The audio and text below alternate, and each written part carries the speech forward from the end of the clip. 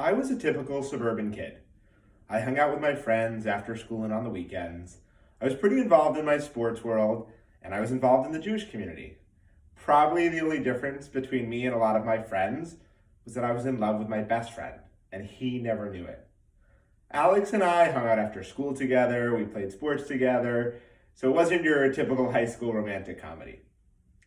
Well, I'm not here to tell you that story today. What I sadly did internalize from my relationship with Alex was that I could never be who I truly was with the worlds that I lived within at that time, whether it was the Jewish world, the sports world, or just being a typical suburban kid. Now, the first time that notion was actually ever challenged was when I was 20 years old. I was reconnecting with an old friend who I had gone to Chabad Jewish Day School with. Rachel was telling me how her life had changed where she went to school in Washington, D.C. And I was telling her how my life had changed where I went to school in Amherst, Massachusetts. And about halfway through the conversation, Rachel looked at me, paused, and said she had a secret to tell me. Looked around the coffee shop, told me that she had started dating women. In that moment, I froze. My heart was racing. I also looked around the coffee shop, made sure nobody else was listening, turned to her and said, I also have a secret. I'm in love with a guy. You see, what Rachel did was she gave me the first access I ever experienced, the keys to the car per se, to actually potentially come out as a gay man and explore what that would be like. Rachel would become a great resource for me over the next couple of years. I vividly remember the first time I went down to visit her in Washington, D.C. We were going out to a gay club, my first time. We got in a taxi, and there was one guy on my left, one guy on my right, one hand on my left thigh, and one hand on my right thigh. Now, I didn't know what would happen that night, but I knew that that signal was among the first I would ever experience of building friendships and community, and exploring who I was. Rachel represented just one of the worlds that I grew up within, the Jewish world. Yet I was also really involved in the sports world. I was at practices for hockey and baseball on weekend evenings, and among the common vernacular were tons of homophobic slurs. What they did for me was not joke around the locker room, but push me even further inside of the closet, showing me that I could never actually be who I really wanted to and also exist in the sports world. Yet I love sports, the teamwork, the camaraderie, the competition. I thought potentially could it change someday. When I got to college, I thought that it might.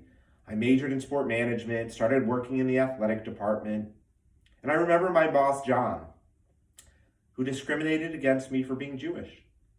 Whether it was on a Friday night when I couldn't work a game, or on a Jewish holiday when I had to miss an assignment, he said I needed to figure out that Jewish stuff if I was going to be a real sports professional.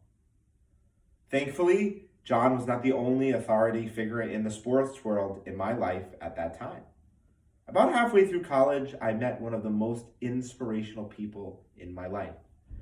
Lori was a professor of mine and an athletic director at a nearby university. And I remember among the first lectures she talked about homophobia in sports, what she had experienced her entire life. I felt like she was telling my story. She had been cast out and cut from teams, yet somehow she persevered. She had courage and motivation. She became a coach and an athletic director, showing up hand in hand to games with her wife and children. She was a true hero to me in that moment. Our relationship continued as she became my thesis advisor. And while there was certainly academic merit to what we discussed, I remember the day she turned to me and she said, Ethan, I think you're actually homophobic against yourself. I said, homophobic against myself? What was she even talking about? What I would go on to learn was that Lori was showing me that I didn't need to perform anybody else's understanding or act of what it meant to be gay. She gave me the keys, the access to the sports world, that I could be just enough who I am and also have a career in this world that I loved. With Rachel and Lori, I had a little bit of momentum, but I hadn't really outed myself to anybody else. I didn't have any gay community or gay friends. So the only place I knew to go next was Hillel, the place where all of my actual friends were. I was there almost every Friday night. I had the opportunity to be a leader of several different organizations. And as I was talking to the Hillel director, Rabbi Saul, about what could potentially be next steps for me to explore my journey, I asked him if he would help me get to a conference for queer Jewish college students. Rachel had invited me down. He said, absolutely, you should go. And he took out his Hillel checkbook and paid for my flight. What an incredible moment of privilege and opportunity to be put in front of this person who had opportunity to really change my life, monetarily and also with my own self-esteem. I went down to DC and it changed my life. I met people who grew up like me, who struggled with similar things, who were stereotypically gay, who were not stereotypically gay. And I came back to UMass, and with all of this momentum, I rushed into Rabbi Saul's office, and I said, I really want to come out and have this amazing rainbow journey. He said, why not do it at Hillel? Give a talk about being gay and being Jewish. Really, I said, in front of all the people who knew straight Ethan, including my Orthodox friends? Would they all accept me? He said, not only would it be empowering for me, but that it could potentially help so many other students who were living with closeted identities. That's what got me, that I could help others. I gave that speech, and it was amazing. It helped lead me to build friendships and community, to start dating somebody. And as I was getting ready to leave UMass, I was thinking about geographically where I wanted to go to graduate school. I thankfully had a few different options on the table, but ultimately what made my decision was going to a place that I thought I could be accepted and celebrated. And so I moved to Boston and went to Boston University. I wanted to explore what it would be like to be gay and so many things. A brother, a son, Jewish, an athlete. And so among the first places that I went, of course, was Hillel. The one at UMass had been so welcoming to me. Yet the one at BU could not have been more different.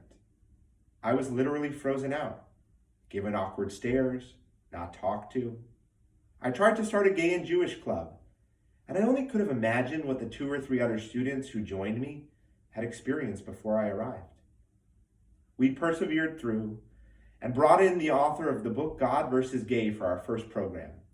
I remember going up to the Hillel rabbi director that night. I said, Rabbi, it would be really important for me if you would come up and hear what this author has to say. He turned to me and he said, yeah, I have some really interesting questions to ask those gay people about how they live their lives. I knew quickly that BU Hillel was not going to be what UMass Hillel was for me, and I had to go elsewhere.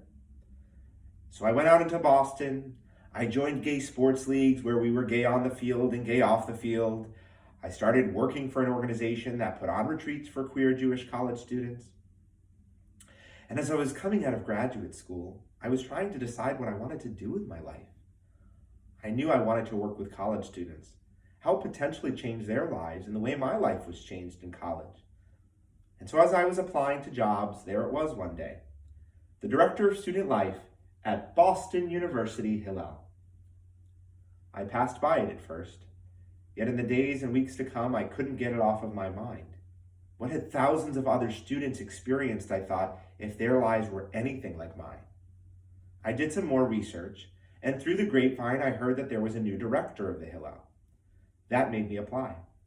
I got called to an interview, immediately outed myself as a gay man, and I was pleasantly surprised to hear that the new director wanted to build a Hillel that was based around inclusive ideals, being welcoming, vibrant, and representative. We talked about the cultural changes that needed to happen with student programs, and the financial ones that needed to happen at a place that had been challenged for many years. So when he offered me the job, I took it. I suddenly had the access to this place that had cast me out. I had the keys, literally. I learned a couple interesting things those first few weeks. One was that the student hiring committee vocally said they didn't want somebody like me hired.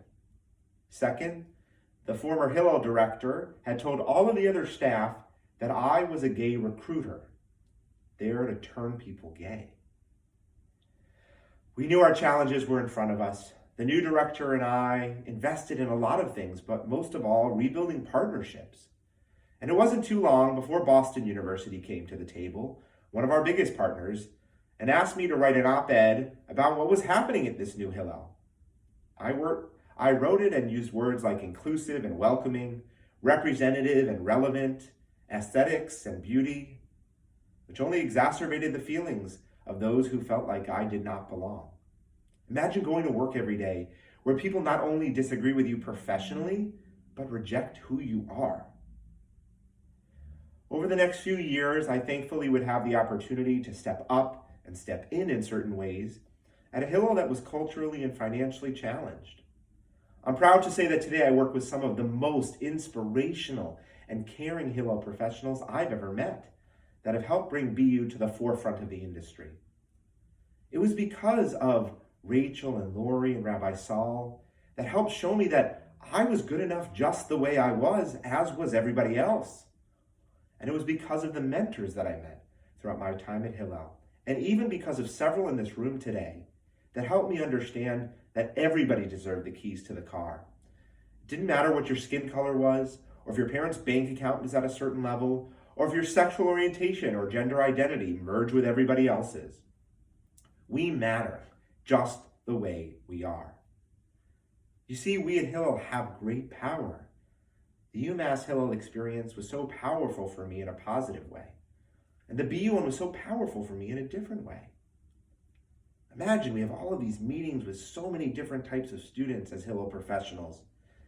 Imagine what we could learn if we actually understood the results that our words have in those meetings. It'd be amazing. Those words actually changed my life, and perhaps the people that gave them to me never even knew it. See, we don't need an authority or a supervisor to tell us we can do that, to go forward, to listen and validate, and to use our words in holy, changing spirit. Sometimes we need to go to the wall, grab the keys off the car, give access to so many others, get in the car, and start driving down the road to change. Thank you, everyone.